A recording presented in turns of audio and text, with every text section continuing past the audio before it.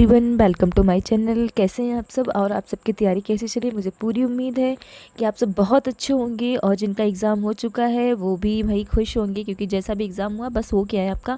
और जिनका होने वाला है वो थोड़े नर्वस होंगे। बिल्कुल आपको नर्वस नहीं होना, बिल्कुल डरना नहीं है, बस अच्छे से जाना है। अपना 14 अगस्त को एग्ज़ाम देकर आना है और आज का आप लेक्चर बिल्कुल छोड़ना ही नहीं, मिस तो कर ही नहीं सकते, क्योंकि सारे क्वेश्चन जो है ना बहुत ही लास्ट शिफ्टों का सबका निचोड़ है भाई इसमें। और साइंस के क्वेश्चन बहुत ही अच्छे लेवल के हैं, जीके जीएस करंट अफेयर्स सब ऑल सब्जेक्ट्स में मिक्स हैं। आप आज का मिस करके अपने पैरों पर कुल्हाड़ी मारने वाले भाई। सारे क्वेश्चन मैंने बहुत अच्छे रखे हुए हैं, मतलब 14 अगस्त की किसी न किसी शिफ्ट में भाई 10 से 12 नंबर आप कहीं नहीं जा सकते, जरूर आने वाले हैं, कहीं नहीं जा सकते आप। बिल्कुल मिस मत करना, लास्ट तक देखना, बार बार रिवीजन करना। मैं जितने करवाए हुए हैं ना अभी तक आप सभी का रिवीजन करना। अच्छा हाँ, मैं बता दूँ थोड़ी सी मेरी तबीयत नसाज मतलब थोड़ी सी ख़राब है, तो थोड़ी वॉइस प्रॉब्लम हो सकती है, बाकी आप लोग मैनेज करिए। मैं सारी पूरी कोशिश करूँगी आपको अच्छे से करवाने की, ठीक है। बिना देरी करते हुए स्टार्ट करते हैं। आप मिस नहीं करना, क्योंकि एक एक क्वेश्चन मैंने बहुत अच्छा फ्रेम किया हुआ है, बहुत अच्छी मेहनत से बनाया हुआ है। क्वेश्चन हमारा फर्स्ट देखते हैं क्या है। क्या आप लोग को नहीं लगता है कि भाई ये ऐसा क्वेश्चन आपके एग्जाम में आएगा? बिल्कुल भाई, साइंस के ऐसे ही आते हैं, कहीं दूसरे प्लैनेट से नहीं बन के आते हैं, ऐसे ही आते हैं। लोहे पर जंग लगने के लिए मुख्यतः किसकी आवश्यकता होती है? लोहा तो आपने देखा ही होगा, उस पर जंग भी लगी हुई देखी होगी। तो आप देखते हैं ना, जब कभी लोहा आपकी नमी यानी कि गीली जगह में पड़ा होता है ना, तो वहाँ पर उसमें जंग लग जाती है। क्यों? वहाँ पर नमी होती है और ऑक्सीजन की मात्रा आ जाती है, तो यहाँ पर ऑक्सीजन और नमी की मात्रा होने से लोहे में जंग लग जाती है। तो आंसर हमारा सी करेक्ट हो जाएगा। आप जो क्वेश्चन नंबर पढ़ा है उसको इग्नोर करेगा। पीएच मान 7 से कम होने पर विलयन कैसा होता है? अगर पीएच मान 7 होगा तो वो तो आपका उदासीन हो जाएगा, 7 से कम होगा तो अम्लीय हो जाएगा, और 7 से अगर ज़्यादा हुआ तो वो आपका क्षारीय हो जाता है। तो यहाँ पर हमसे कम पूछा गया तो हम लगाएंगे अम्लीय, यानी कि बी बिल्कुल करेक्ट हो जाएगा। याद रखना, इन 3 क्वेश्चन में से कोई भी आ सकता है, कि आपसे उदासीन पूछ सकता है, आपसे अम्लीय और क्षारीय कुछ भी पूछ सकता है। तो 7 से कम हुआ तो अम्लीय, ज़्यादा हुआ क्षारीय, और 7 हुआ तो उदासीन हो जाएगा, यानी कि यहाँ पर बी हो जाएगा बिल्कुल सही। प्रकाश की चाल सर्वाधिक किस माध्यम में होती है? तो प्रकाश की चाल निर्वात में सबसे तेज चलती है, यानी कि डी बिल्कुल करेक्ट हो जाएगा। नेक्स्ट है, किसी वस्तु का भार पृथ्वी की तुलना में चंद्रमा पर लगभग कितना होता है? तो 1/8 होता है। कहाँ पर लिखा हुआ? अच्छा, यहाँ पर ऑप्शन डी में लिख लीजिए 1/8, यहाँ पे डी करेक्ट हो जाएगा। नेक्स्ट है, विद्युत धारा की एसआई इकाई क्या है?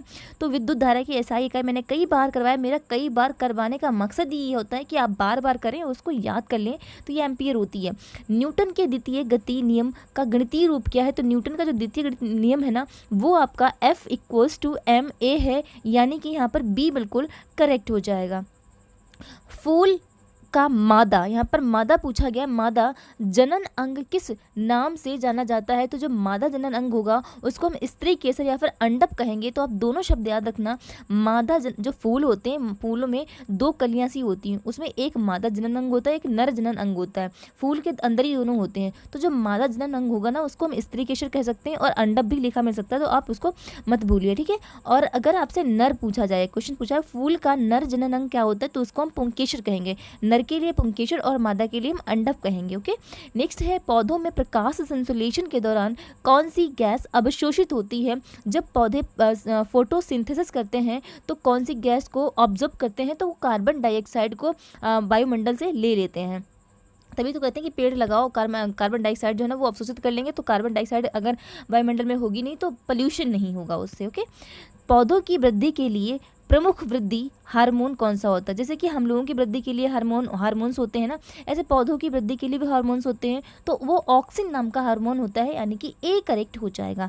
नाइट्रोजन स्थिरीकरण करने वाले जीवाणु मुख्यतः किस पौधों की जड़ों की गांठों में पाए जाते हैं? याद रखना, जिस पौधे की जड़ में गांठ होंगे वो नाइट्रोजन स्थिरीकरण करने वाला पौधा ही होगा, और उसको नाइट्रोजन फिक्सेशन भी कहते हैं, क्योंकि वो इन गांठों में नाइट्रोजन को फिक्स करते हैं। अच्छा, इन जड़ों वाली गांठ होती कौन से पौधों में है, किनके पौधों में? तो वो जितनी भी दाल होती हैं उन सभी की जड़ें कुछ इसी प्रकार की होती हैं। तो यहाँ पर दाल में एक मटर मिली हुई है हमें, तो मटर की दाल नाइट्रोफिक्सेशन करती है।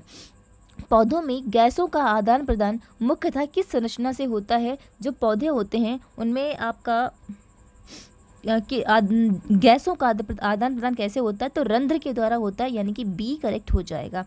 पत्तियों से जल बाष्प के रूप में जल निकलने की प्रक्रिया क्या कहलाती है, तो वाष्पोत्सर्जन कहलाती है, बी करेक्ट हो जाएगा। पौधों में भोजन का परिवहन किस ऊतक द्वारा होता है, जो पौधे होते हैं उनमें भोजन जो परिवहन किसके द्वारा करते हैं, तो वो आपके किसके द्वारा करते हैं, पौधों में भोजन का परिवहन तो आपका फ्लोएम के जरिए होता है, यानी कि बी करेक्ट हो जाएगा। नेक्स्ट देखिए, पौधों में जल एवं खनिजों का परिवहन किस ऊतक द्वारा होता है, फ्लोएम, जाइलम, मेरिस्ट्रीम या पैरेन्काइमा। तो पौधों में जल और खनिजों का जो परिवहन होता है ना, वो आपका जाइलम के जरिए होता है, बी बिल्कुल सही हो जाएगा। पौधों में प्रकाश संश्लेषण मुख्यतः किस कोशिकांग में होता है, तो किस कोशिकांग में होता है पौधों में प्रकाश संश्लेषण मुख्यतः किस कोशिकांग में, तो क्लोरोप्लास्ट में होता है, बिल्कुल याद रखिएगा, सी करेक्ट है। तितली के जीवन चक्र में कौन सा चरण प्यूमा कहलाता है, तो वो चरण प्यूमा वाला चरण ही प्यूमा कहलाता है, यानी कि सी करेक्ट हो जाएगा। आपको क्वेश्चन भी ऐसे मिलेगा, ऑप्शन भी ऐसे ही मिलेगा। केंचुए में श्वसन किस अंग के माध्यम से होता है, तो केंचुए में उनकी नम त्वचा से जो है ना वो उनका श्वसन होता है, ठीक है। नेक्स्ट है, मछलियों में रक्त में खुली ऑक्सीजन का आदान प्रदान मुख्यतः किस अंग द्वारा होता है, तो मछलियों में गलफड़ों के द्वारा जो ऑक्सीजन का आदान प्रदान होता है। कीटों में जो कीट होते हैं, कीटों में श्वसन किसके द्वारा होता है, तो कीटों में श्वसन जो उनकी ट्रैकीज होती हैं या उनको श्वसन नलिकाएं बोलते हैं, तो उन्हीं से कीटों में श्वसन होता है। मेढक के हृदय में कितने कक्ष होते हैं, तो मेढक के हृदय में 3 कक्ष होते हैं। ऑलवेज रिमेंबर करना कि हृदय में कक्ष कितने होते हैं, तो 3 होते हैं। यहाँ पर हमारा बी करेक्ट हो जाएगा। मानव शरीर में पित्त यानी कि बाइल का निर्माण मुख्यतः कहाँ पर होता है, तो वो आपका यकृत यानी कि लीवर में होता है, बी करेक्ट हो जाएगा। भारत के सर्वोच्च न्यायालय को कोर्ट ऑफ रिकॉर्ड का दर्जा किस अनुच्छेद के तहत दिया गया है। क्वेश्चन डबल स्टार है, आप इसको स्टार कर लीजिए कि जो सर्वोच्च न्यायालय है ना उसको कोर्ट ऑफ रिकॉर्ड कहा गया है, दर्जा दिया गया है, तो कौन सा अनुच्छेद देता है, तो अनुच्छेद आपका कहता है आंसर 129 कहाँ पर है, 129 बिल्कुल। आर्टिकल आपका फर्स्ट वाला देख लीजिए, आर्टिकल 129। राष्ट्रपति के निर्वाचन से संबंधित प्रावधान किस अनुच्छेद में है, तो वो आपका 54 कहाँ पे है, आर्टिकल 54 में राष्ट्रपति के पति के इलेक्शन से संबंधित है। संविधान का अनुच्छेद 368 किससे संबंधित है, तो संविधान संशोधन की प्रक्रिया से संबंधित है, आर्टिकल आपका 368 यानी कि बी करेक्ट हो जाएगा। दिल्ली को राष्ट्रीय राजधानी क्षेत्र NCR होना चाहिए था, यहाँ पर NCR का दर्जा किस संविधान संशोधन द्वारा मिला है, तो दिल्ली को जो NCR का दर्जा मिला तो किस संविधान संशोधन के जरिए मिला है, तो वो आपका 69 नंबर का अमेंडमेंट हुआ था, उसी के जरिए इसको मिला था। आंसर हमारा ए हो जाएगा। निम्नलिखित में से कौन सा केंद्र शासित प्रदेश विधानसभा रखता है, तो जो लक्षद्वीप है ना उसके पास नहीं है, चंडीगढ़ के नहीं है, लद्दाख के पास नहीं, पुडुचेरी के पास अपनी एक केंद्र शासित प्रदेश है जिसके पास विधानसभा है, तो यहाँ पर सी करेक्ट हो जाएगा। वर्तमान में भारत में कितने राज्य और कितने केंद्र शासित प्रदेश हैं, तो 28 राज्य हैं और 8 केंद्र शासित प्रदेश हैं, यानी कि ए यहाँ पर बिल्कुल सही हो जाएगा। नए राज्यों के गठन या फिर राज्यों की सीमाओं में परिवर्तन का प्रावधान किस अनुच्छेद में है। अगर किसी नए राज्य का गठन करना हो या राज्यों की सीमाओं में परिवर्तन करना हो तो किस अनुच्छेद के तहत आता है, तो अनुच्छेद 3 के तहत आता है, यानी कि सी करेक्ट हो जाएगा। संविधान के अनुच्छेद 1 में भारत को किस रूप में वर्णित किया गया है, तो किस रूप में वर्णित किया गया है, तो राज्यों का संघ बोला गया है अनुच्छेद 1 में, ए यहाँ पर बिल्कुल सही है। संविधान का अनुच्छेद 124 किससे संबंधित है, तो 124 जो है ना वो आपका संबंधित है सर्वोच्च न्यायालय की स्थापना एवं गठन से, सर्वोच्च न्यायालय की स्थापना और गठन, बी बिल्कुल सही हो जाएगा। उच्च न्यायालय के न्यायाधीश की सेवानिवृत्ति की आयु कितनी होती है, तो 62 वर्ष हो जाती है उनकी रिटायरमेंसी, यानी कि बिल्कुल बी करेक्ट हो जाएगा। सर्वोच्च न्यायालय के न्यायाधीश की सेवानिवृत्ति की आयु 62 होती है, बिल्कुल यहाँ पर क्वेश्चन रिपीट हुआ।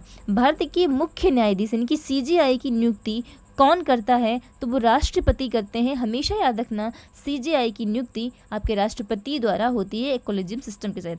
संविधान का अनुच्छेद 32 किससे संबंधित है, ये अनुच्छेद वही है जिसको अम्बेडकर ने संविधान की आत्मा कहा था, यानी कि यहाँ पर हमारा संवैधानिक उपचार का अधिकार अनुच्छेद 32 देता है, ए करेक्ट हो जाएगा।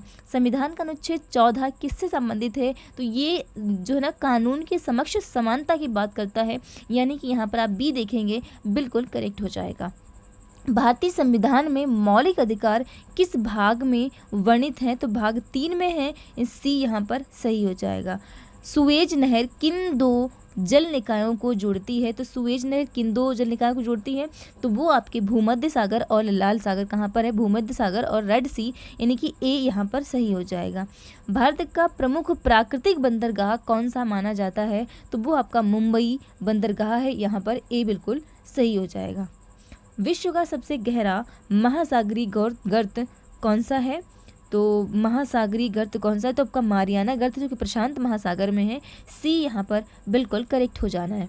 नेक्स्ट देखिए क्या है कि मारियाना ट्रेंच किस महासागर में स्थित? मैंने अभी बताया वो आपका प्रशांत महासागर में है, सी यहाँ पर बिल्कुल करेक्ट हो जाएगा। भारत का पहला सूर्य मिशन कौन सा है? चंद्रयान 3 भाई चंद्रमा के लिए है। आदित्य L1, यहाँ बिल्कुल बात सही है, मंगल तो मंगल के लिए है, यहाँ पर आदित्य L1 हमारा पहला सूर्य मिशन है, बी यहाँ पर करेक्ट हो जाएगा। भारत का पहला उपग्रह आर्यभट्ट किस वर्ष प्रक्षेपित किया गया था? तो 1975, यानी कि यहाँ पर बी बिल्कुल सही, आर्यभट्ट को 1975 में प्रक्षेपित किया गया था। कांडला बंदरगाह का वर्तमान नाम क्या है? तो कांडला बंदरगाह का जो वर्तमान नाम है ना, वो दीनदयाल पोर्ट कर दिया गया है। आप बी ऑप्शन देखेंगे और बिल्कुल सही कर दीजिए बी वाला। भारत का सबसे बड़ा कंटेनर बंदरगाह कौन सा है? तो सबसे बड़ा कंटेनर बंदरगाह पर जवाहरलाल नेहरू बंदरगाह, जो कि आपका महाराष्ट्र में पड़ता है, यानी यहाँ पर सी करेक्ट हो जाएगा। न्यू मूर द्वीप किस खाड़ी या फिर क्षेत्र से संबंधित है? न्यू मूर द्वीप डबल स्टार कर लीजिए, क्वेश्चन को हमेशा याद रखना, बहुत ही इंपॉर्टेंट है कि जो न्यू मूर द्वीप है ना, वो आपका बंगाल की खाड़ी में पड़ता है। यहाँ पर बी ऑप्शन बिल्कुल करेक्ट है और बिल्कुल अच्छा क्वेश्चन है। नेक्स्ट देखिए, भारत का सबसे दक्षिणी बिंदु इंदिरा पॉइंट किस द्वीप पर स्थित है? तो इंदिरा पॉइंट जो है ना, वो आपका ग्रेट निकोबार पर स्थित है, यहाँ पर हमारा ए वाला करेक्ट हो जाएगा। जुलाई 2026 में आरबीआई के अनुसार कैश रिजर्व रेशियो कितना था? जुलाई 2026 में, मतलब लेटेस्ट है बिल्कुल, तो कितना है? 3.00% हमारा CRN कैश रिजर्व रेशियो है। SLR का पूरा नाम क्या होता है? तो स्टेटूरी लिक्विडिटी रेशियो, ऑप्शन आपका ए ही बिल्कुल सही है, एक बार और देख लीजिए, स्टेटूरी लिक्विडिटी रेशियो होता है, यानी कि ए यहाँ पर सही हो जाएगा। भारत के आर्थिक सर्वेक्षण 2025 से 26 के अनुसार फाइनेंशियल ईयर 2026 के लिए सरकार ने फिस्कल डेफिसिट का लक्ष्य कितना रखा है?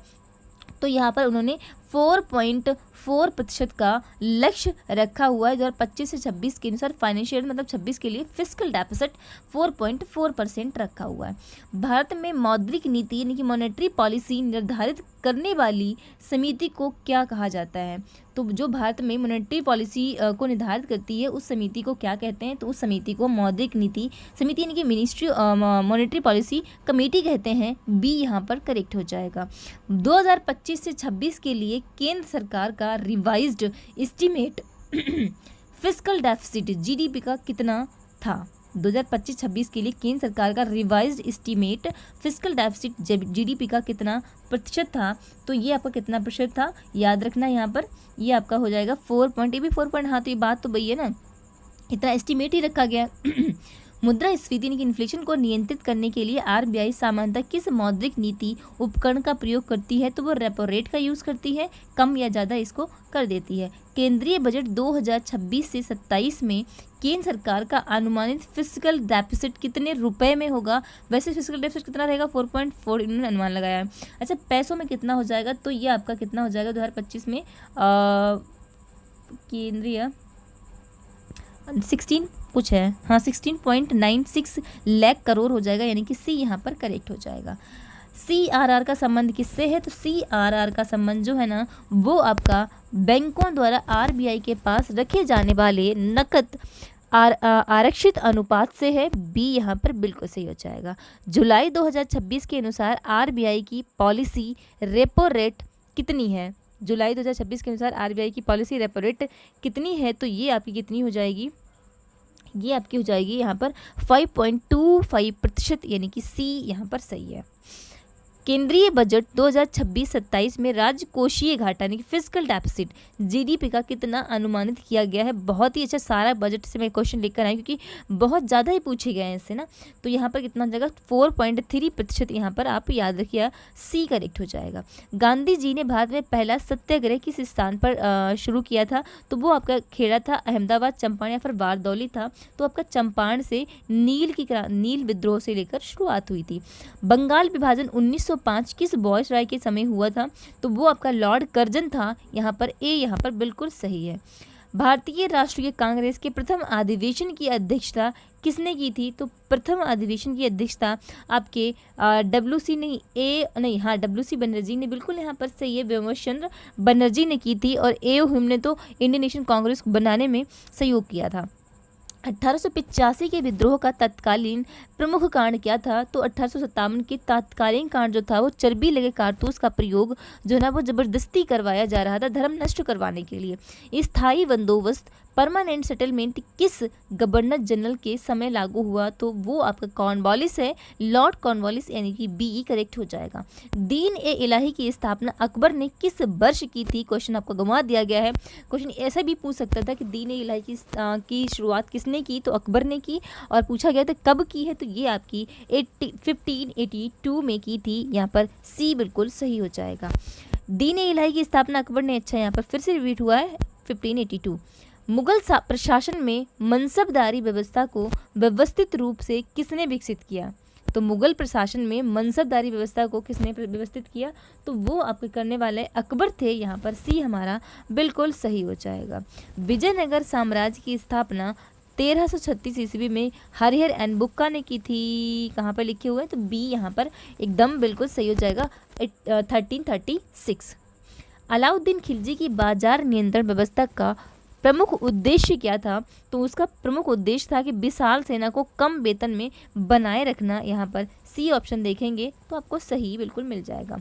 एकता प्रणाली को भारत में व्यवस्थित रूप से लागू करने का श्रेय किस सुल्तान को दिया जाता है, कुतुबुद्दीन ऐबक को, इल्तुतमिश को, बलबन को, अलाउद्दीन खिलजी को।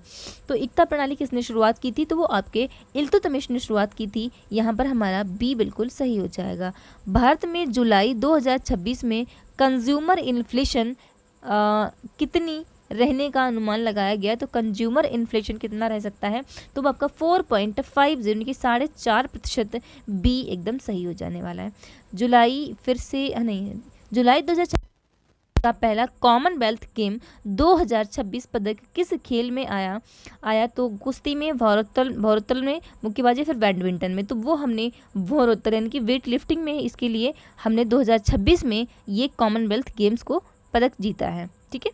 जुलाई 2026 में सेमिकॉन मिशन 2.0 के लिए लगभग कितनी राशि मंजूर की गई है, तो सेमिकॉन मिशन 2.0 के लिए राशि जो है ना वो आपकी 1.27 लाख करोड़ रखी गई है। सी यहाँ पर सही है। 2026 में भारत की पहली महिला फाइटर पायलटों में से किसने फाइटर कॉम्बैट लीडर कोर्स पूरा कर लिया है, तो उनका नाम है भावना कंठ, यानी कि ए यहाँ पर बिल्कुल सही है। ट्रिब्यूनल्स रिफॉर्म्स बिल 2026 का प्रमुख उद्देश्य क्या है, ट्रिब्यूनल रिफॉर्म्स बिल 2026 का मुख्य उद्देश्य जो है ना वो आपका है विभिन्न ट्रिब्यूनलों में नियुक्ति एवं सेवा शर्तों का समान बनाना, यानी कि यहाँ पर बी करेक्ट हो जाएगा। 2026 में फाइटर कॉम्बैट लीडर कोर्स करने वाली पहली महिला, तो उनका नाम है भावना कंठ। नेक्स्ट देखिए, जुलाई 2026 में भारत और किस देश के बीच फ्री ट्रेड एग्रीमेंट वार्ता का दूसरा दौर पूरा हुआ, तो वो हमारा किसके साथ दूसरा दौर पूरा हुआ है, इजराइल के साथ में। यहाँ पर बी करेक्ट हो जाएगा। निसार मिशन से संबंधित एस बैंड SAR उत्पाद किस संस्था ने जारी किया है, तो वो आपके इसरो ने जारी किया है। बी यहाँ पर करेक्ट हो जाएगा। जुलाई 2026 में केंद्रीय मंत्रिमंडल ने भव्य रसायन स्कीम के लिए कितने करोड़ रुपए की परिव्यय को मंजूरी दी है, तो यहाँ पर वो 3030 करोड़, कहाँ पर, सॉरी बी में है, देखिए सी में है। यहाँ पर सी ऑप्शन सही हो जाएगा। जुलाई 2026 में भारत और ऑस्ट्रेलिया के बीच क्षेत्र में सहयोग को लेकर महत्वपूर्ण समझौते हुए, रक्षा, सुरक्षा, अंतरिक्ष पर्यटन और आपका हो जाएगा यहाँ पर कृषि। तो भारत और ऑस्ट्रेलिया के बीच में के क्षेत्र में किसको लेकर हुआ, तो वो आपका रक्षा और सुरक्षा को लेकर हुआ, यानी कि ऑप्शन ए बिल्कुल सही हो जाएगा। ठीक है, तो ये है आज के सारे क्वेश्चन। आई होप आपने अच्छे से कर लिए होंगे और मतलब आपको समझ भी आया होगा। मेरी पूरी कोशिश रहती है कि मैं इतनी ईजिली आपको बताऊं ताकि आपको क्वेश्चन और आंसर अगर आप सुने ना फिर भी आपको अच्छे सुनने में सही मतलब सही समझ में आए। ठीक है, तो गाइज ऑल द बेस्ट आपके एग्ज़ाम के लिए, कल के एग्ज़ाम के लिए। बहुत सारी विशेष आपके लिए भाई, आप अच्छा सा एग्ज़ाम करें, है ना, और आप भी एक शीट हासिल कर लें इसके लिए। तो thank you, all the best, thank you guys.